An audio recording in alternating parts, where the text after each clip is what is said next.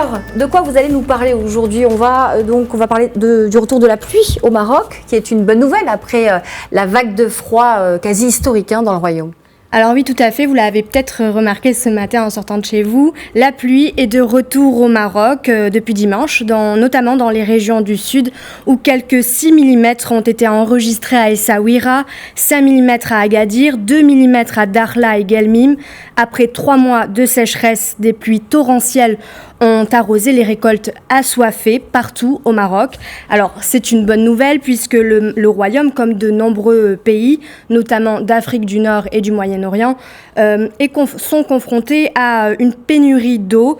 Le royaume fait partie du top 20 des pays les plus touchés par le stress hydrique, avec seulement 500 mètres cubes d'eau par an et par habitant contre 2500 mètres cubes en 1960. Alors, retour du redout donc, et c'est une bonne nouvelle. Il y a quelques semaines à peine, le Maroc faisait face à une vague de froid sans précédent. On avait rarement vu ça. Alors oui, Nadia, c'était il y a quelques semaines à peine. Un dispositif anti-froid a même été déployé par le roi Mohammed VI dans les zones les plus affectées par ce phénomène, notamment dans les zones montagneuses. D'importantes chutes de neige ont touché le Haut-Atlas et le Moyen-Atlas à partir de 900 mètres d'altitude, avec des températures qui pouvaient atteindre moins 5 degrés Celsius. Alors l'Europe n'est évidemment pas épargnée et ça dure depuis un moment maintenant, Anissa. Alors oui, tout à fait. En ce moment même l'Europe est saisie par un froid glacial qui a fait une vingtaine de morts en 4 jours. Les températures ont atteint moins 15 degrés en France et en Belgique, par exemple. Et la Suisse s'illustre avec moins 28 degrés. Alors j'imagine que vous vous demandez d'où vient cette vague de froid, comment on peut l'expliquer. Alors il s'agit tout simplement d'un froid venu de Sibérie et qui se déplace dans l'axe Moscou-Paris, d'où son nom, le Moscou-Paris finalement. Et on l'appelle aussi l'ours de Sibérie. Donc vous voyez, c'est très imagé pour expliquer cela. Est-ce qu'on peut parler tout simplement de changement climatique ? Est-ce que c'est dû au changement climatique ?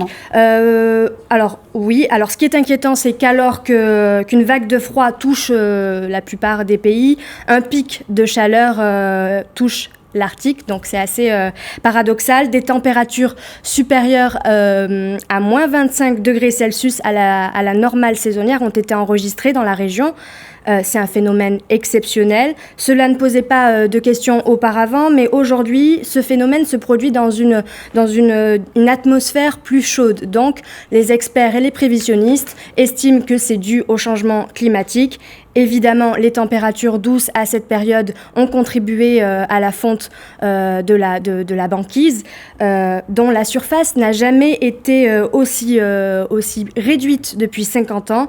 De façon globale, les climatologues estiment qu'il est probable de voir l'océan Arctique réduire, de ne plus exister en fait d'ici l'été 2050. Donc c'est très très grave. Donc, juste dernière chose, Nadia, tout cela pose question, surtout quand on entend Donald Trump qui ironisait en décembre dernier sur le changement climatique. Oui. Il a même remis en question ce phénomène car son pays traversait une vague de froid, des températures à moins 40 degrés. On sait que Donald Trump a toujours été sceptique sur le changement climatique, en parlant même, avant même d'accéder à la présidence. Merci, Anissa.